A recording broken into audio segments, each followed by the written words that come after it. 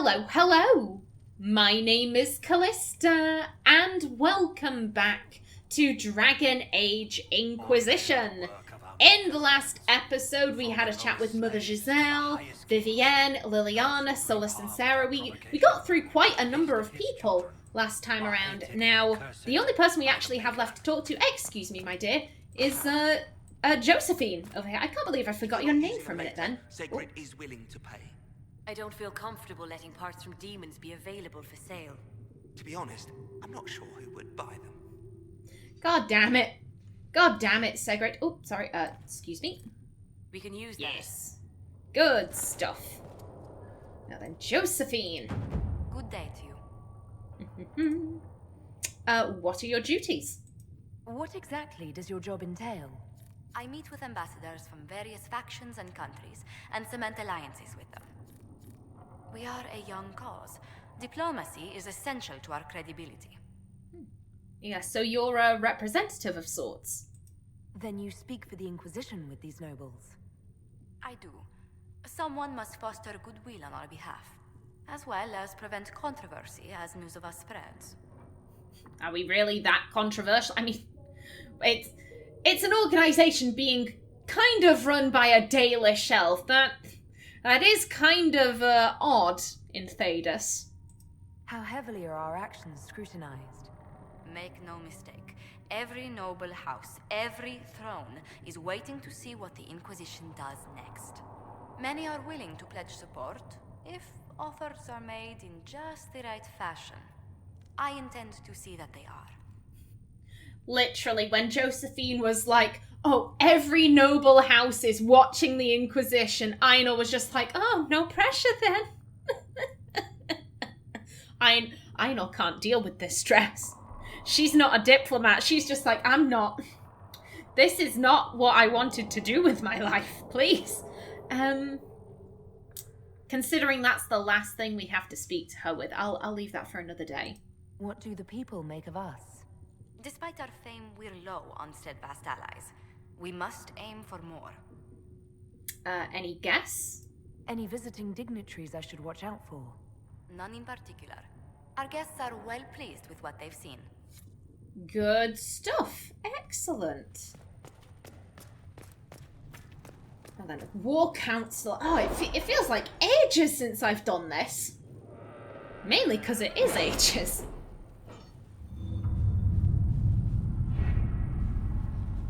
Okay, let's see. No perks. Okay. Did you see the message I sent? Yes, thank you. Thank you for the money. And let's see. Choose a successor in Lydes. Commander Cullen, it would be an honor to serve the Inquisition and prove the mettle of the Orlesian Chevaliers by doing the Maker's work.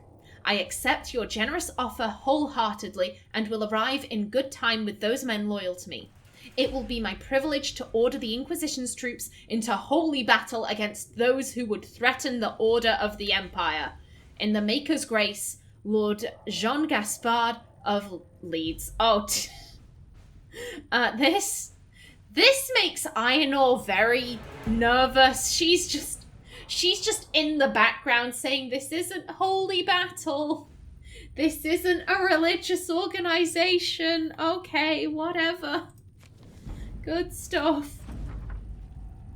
Okay, and also, whilst I remember, let me pull up my war table notes. There we go. Okay, the chantry remains. Diplomacy won the day. The clerics chosen to receive aid have been most appreciative and have successfully drowned out our detractors. This caused an internal struggle, clerics hiring thugs to kill other clerics. I was forced to intervene. Such despicable behaviour from those who aspire to the Sunburst throne. The mood in the Grand Cathedral is tense, but for now the chantry can be counted our political ally. Okay, good stuff. Lovely. Now what do we have left? Utilize the Grey Warden treaties. I believe this is Josephine only. Yep, that's Josephine only. Truth or Dare, the Imperial Court. Okay. Successor in Lides, part 2. Okay. And we don't have... There's nothing new over here. Okay. In that case, here's what I'm thinking. Utilize the Grey Warden treaties. The Inquisition is in its infancy. Building an organization such as this is like building an army. You need soldiers, weapons to arm them, food to feed them, and that's just the beginning. I joined knowing I could make a difference. I have Grey Warden treaties, and these allow us to take what's needed, when needed. We do not face a blight, but surely a torn sky warrants as much concern. Consider it. Blackwall, and yes, no one else is participating. Josephine. This could work. The blight is but 10 years past, and Thedas remembers how we were saved. I can use the treaties, leverage the goodwill owed the Wardens, and use it for the Inquisition. At your service. Good stuff. Choose a successor in Lides, part 2. A fragment of a Ben Hasrath information report. With Jean Gaspard removed from play, Carolina or Manette will almost certainly be the next Duchess of Lides. As the struggle intensifies, Carolina has sent agents to cause a scandal, judging that Manette does not have the skill to avoid such snares. Manette has relied upon Mother Renee, her mentor in the Chantry, for advice upon how to strengthen her claim to the duchy, and the revered mother, in an attempt to protect Manette, has sent mercenaries to threaten Carolina's life. Yet Josephine was never participating in this. Liliana says Carolina has overplayed her hand by giving her agents so much information. I can turn that on her and leave her reputation in tatters. No, we want Carolina to be the next Duchess. If you remember, Jean Gaspard was he was the hardest to manipulate, and he was also the most likely to be a threat. That's why we removed him from play first. Manette was the easiest to manipulate, but also she was the least likely to be useful. So we also don't want her on the throne is the wrong way of putting it, but we don't want her to become the Duchess. Carolina is capable and not overly invested. I'm gonna sneeze. Flippin' heck. Ooh. Oh, that was painful. Ouch. Bless me. Okay, yes, Carolina was capable and not overly invested, so she seems like the best bet. Cullen says our troops can easily stop the mercenaries, and Carolina's plan should put her into position to be the next Duchess. Yes. All right. There we go. And because we can, Liliana, make us some money. Let's see what we have. Good stuff. Okay. That... I didn't have anything else planned out for today. Oh no. Let me have a look at my notes.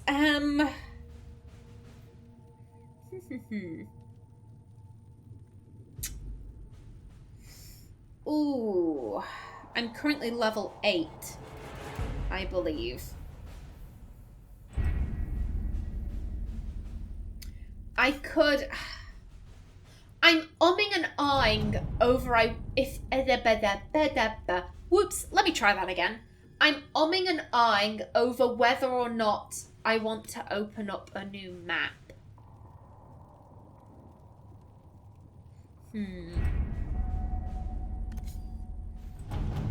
Ooh.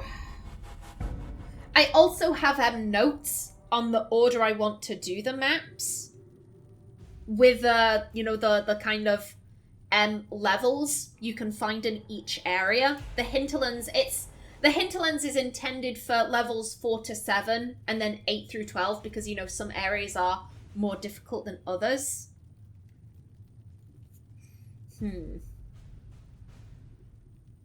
If I were to move on to a different map, then the Storm Coast would be where I was going next.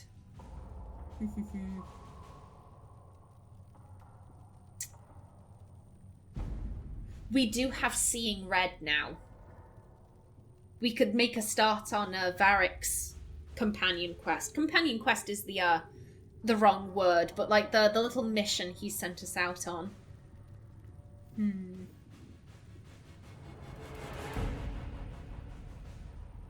Yeah, I think I'm gonna go back to the hinterlands.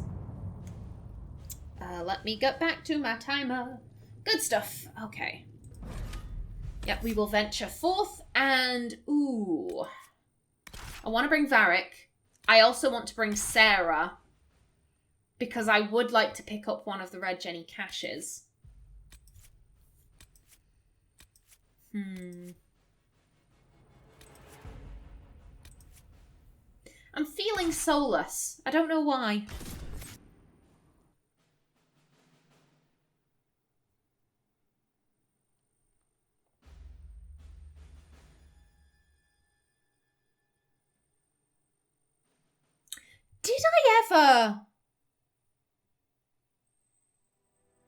Did I pick up the, oh, you all have levels, okay. I remember that I picked up the Astrarium in the farms. Did I pick up the one in Winterwatch Cave? I genuinely can't remember that. Oh. Oh, that's a thought. You know what? We'll set those to be active. There we go. Well, I mean, we're going in that direction, so I guess we can always just double check. Let's go here. Yep, fast travel.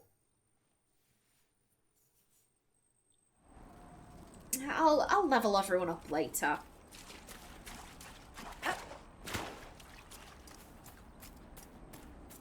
Oh God, now I'm second guessing myself. I swear down, I got the one in the farmhouse. I swear I remember doing that.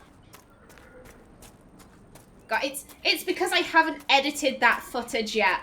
I've recorded it, but I haven't edited it yet, and oof. Oh, hello.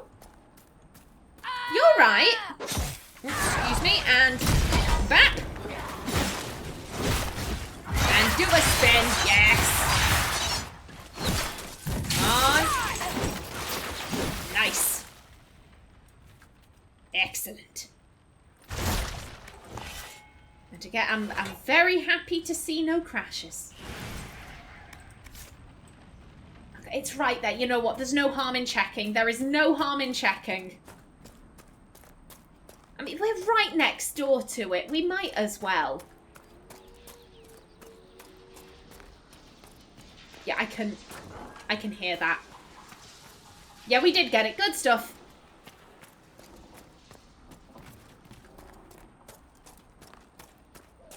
Now then, yes, this way. Onto the first red lyrium shard. Oops. Come on, Aenor, up the hill. Maybe her boots are heavy. These are new boots, after all, and it can take a bit of time getting used to new shoes. I wish there was a way of repairing this bridge. There isn't, but it would be nice to see this bridge looking a bit more spick and span, don't you think? Especially now that the area is so, you know, so calm. We've sorted out the mages and Templars here.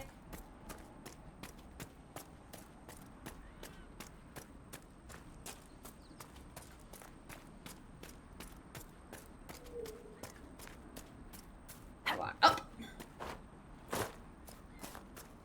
There we go. Now, you better appreciate this, Varric.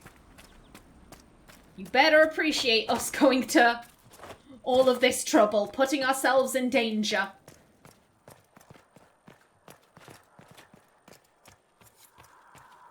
Okay, and wrap it. Yes. Excellent. Varric?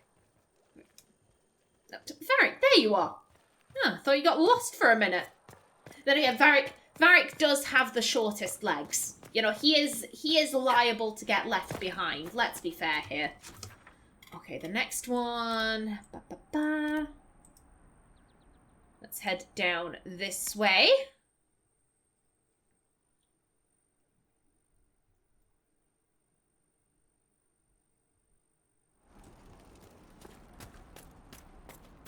I do apologize if I did grab the elven artifact doodad up in the cultist stronghold, but like I said, I truly cannot remember. Like it's kind of driving me a little bit crazy. I can't remember having this much trouble trying to remember whether or not I did something in a video game in a very long time. Hello, Fennec. Are you okay? Look at it run. Go, Fennec, go. Are you gonna go up the stairs? Okay, no, it's not a swole Fennec. It isn't taking its exercise regime as seriously as the swole ram.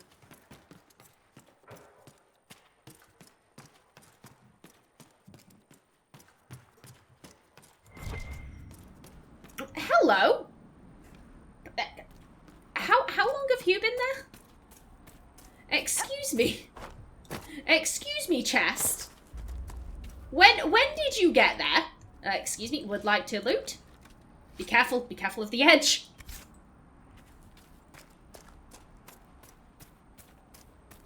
Okay, let's see. Yeah, we didn't grab it, aha! See, this is why you check stuff. This is why we check. Now, pardon me. Excuse me, cultists. You just keep living your best lives out in the woods. Helping the refugees. Elven magic somewhere nearby. Yeah, I know. I know exactly where it is. Don't worry, bud.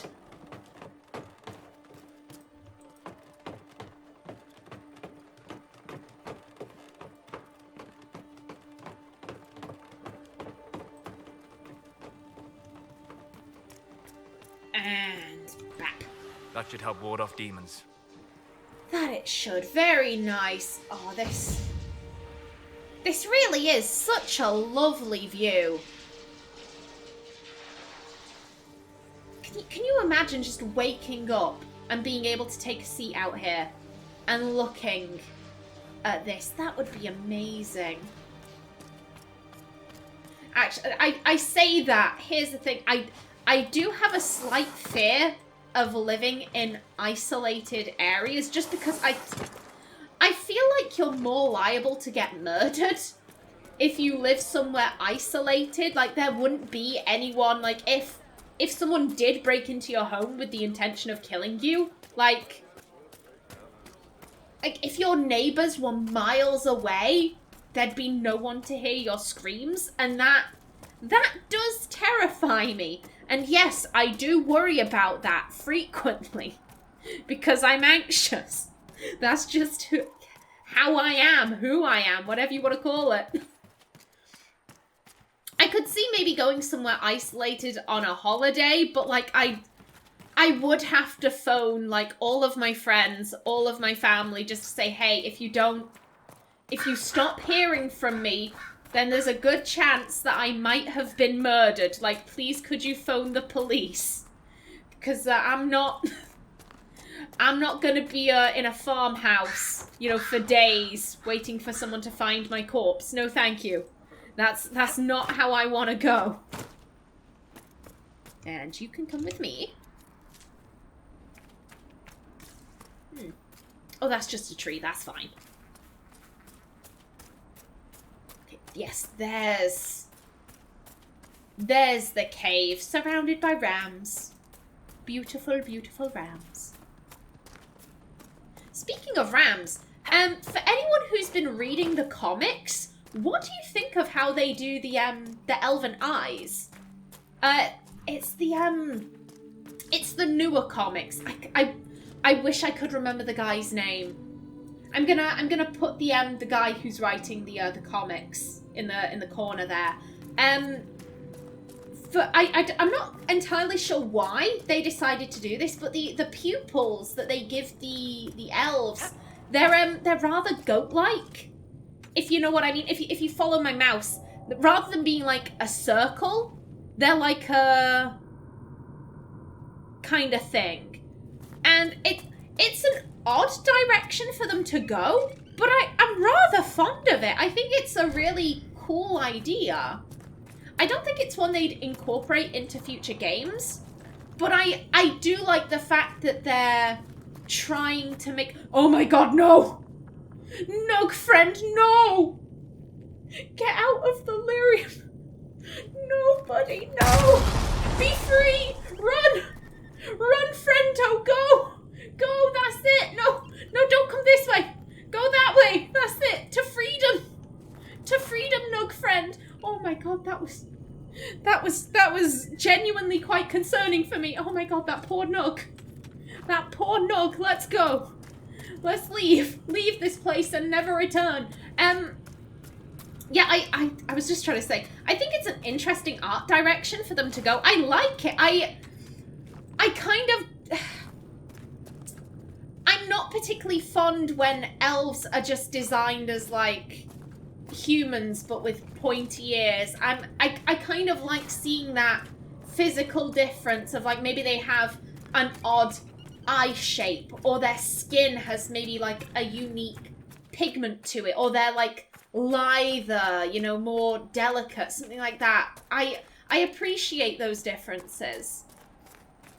Now then, if I remember correctly, there should be a red Jenny cache somewhere up here. At least I think there was. I have in my head.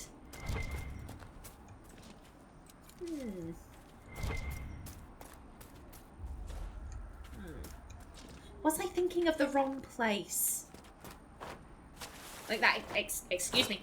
I mean, that is always a possibility. I seem to remember it being by one of these statues.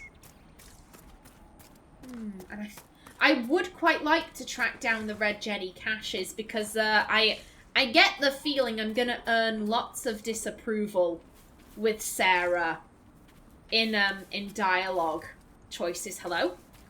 There we go. Pretty things. Indeed. You gonna approve? You're supposed to approve. Thank you for the influence. Come on. Slight approval. Mages and Templars fighting everywhere. Great job, Blondie. Yes, excellent. Excellent. Yeah, I need all of the help with Sarah's approval that I can get. Yeah, that's everything here. I've got 7 minutes left on my timer, so you know what? We'll level these guys up. You're all good. Okay, everyone's level 8 now. That's good. Where are my notes? Class builds. That's assassin, so that's that guy. Varric. Hello, buddy. Where were we for you?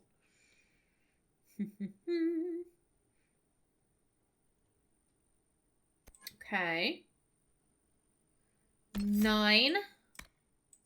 10. Good stuff. Sarah, my dear.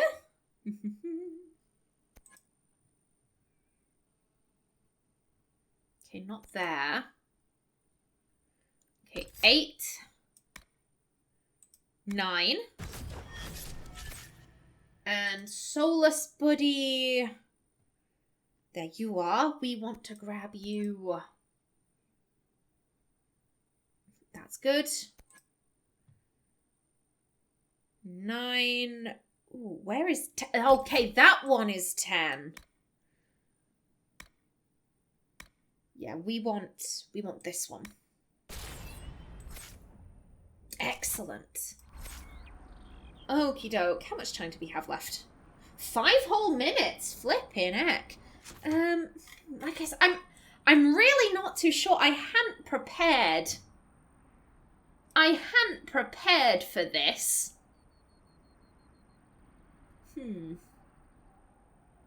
I could just read some codex and enemies. Flipping heck. I could read some codex entries for the last 5 minutes. That sounds good. Ooh. Sarah, you updated. We read this one. Read that one.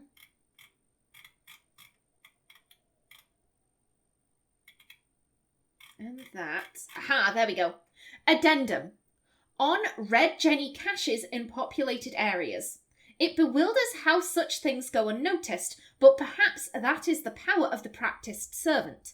They are keenly aware of what escapes the preoccupied eye. Sarah, of course, can spy them instantly. She seems an extreme version of a very narrow definition of perceptive. I have pressed for a schedule or even some hint of procedure, but she is content to rely on the unknown. It may seem exciting, but I should find it ever so frustrating if I were searching. It's just red, right? Bet she'd see if it was on a hat out of season. We've read all of that. Archers. Okay, yeah, that's just the fact that we've researched them. Bear. We went into the woods near Valforet to find a great brown bear that had the townsfolk worried. We found her some miles from the west gate. She had made a den in a cave on a hillside, close to a stream. We stopped some yards away and watched. Eldwin cast a spell to make us less likely to be discovered. Useful magic. After several hours, the bear emerged from her den. Beautiful red-brown sheen to her coat. Phenomenal beastie. Followed close behind were 3 cubs. Balls of fluffy brown fur with eyes set in them. Amazing little creatures. I would have liked to watch the little family playing in the stream all day, but the wind changed, and the mama bear caught our scent, even with Eldwin working his magic. She leapt in our direction, stopped when she couldn't see anything, then rose up on her hind legs and roared. What a sight that was! I estimate she was half again as tall as I. Quick as anything, she charged towards us, snapping branches as she went. I dove out of the way, but Eldwin, bless his heart, was too slow. A massive paw caught him right in the chest, and he went down. Poor Eldwin. Nature is ruthless but magnificent. From The Wilds of Thedas, Volume 2, by Stefan der Erowin. Black Wolf. The scouts report activity uncharacteristic of lupine behaviour. The breach and resulting rifts have caused unprecedented disruptions in the Vale. Such alterations to the environment may account for the unnatural aggression. If this is indeed the case, I cannot yet say how widespread the impact. How many wolves does this environmental imbalance influence? What threat do they pose to resistant members of the pack, to the local population? This warrants further investigation. Report submitted to Seeker Pentagast by Menave, Mage Apprentice and Inquisition Researcher. Bruiser. A warrior wielding a great blade strikes terror into common soldiers, but to a chevalier he is no greater danger than any other opponent. A skilled warrior is struck down by a maul or battle axe in one of 3 cases. In the first, he is taken unawares in the heat of battle. In the second, he cannot evade the blow because of the nature of the battlefield or his own injuries. And in the third and most common case, he is struck down because he reacts poorly. We do not train enough against 2-handed weapons because we disdain them ourselves. I think this is a mistake, and in time to come I hope it is corrected. I have seen too many skilled warriors die because they see a great maul coming down at them and raise a shield to block instead of deflect. I have seen men lose their composure due to fear or anger and engage such a warrior directly, thinking they can risk a blow to their body as they would from a light sword or a dagger. In the heat of battle, even the trained mind will think such things. Those who cannot overcome such thoughts die. You must watch the weapon, but only to gauge its length. Otherwise, as in all fights, the opponent's hips and shoulders will tell his intent. The great weapons are dangerous only when moving or poised overhead to strike down. you must give ground, but only against the true threat. If he advances but is not truly prepared to strike, you must rush in, cut him, and withdraw to your guard before his blow is ready. It may take 10 cuts to kill him. Even after the 9th, he may cleave your head from your body if you do not respect the distance he can cover. If using such a weapon yourself, mark your distance and do not allow yourself to react to an opponent outside your reach. You cannot recover your guard as quickly as you can with a sword and shield. Excuse you. Keep your weapon moving and measure your blows. A stuttered step on your strike can fool many opponents into thinking you out of range and then rushing their defense. In this manner, you may kill most who stand against you. Fighting in such a manner, you may feel more like a butcher than a hero, but the living may console themselves while the dead cannot. An excerpt from a meditation upon the use of blades by Swordsmaster Masashi Jianmian, required reading at the Académie des Chevaliers. A lot of tongue fumbles right at the end there, but my throat is slowly dying. My throat is like, please, Callista, no more. And fortunately for my throat, it is the end of this episode. In the next one, hopefully I have a plan. Hopefully I should know what I'm doing by then. But until then, please remember to like if you enjoyed, leave a comment below. And if you wanted to subscribe, it would be very much appreciated. I've been Callista. Thanks for watching and see you in the next episode.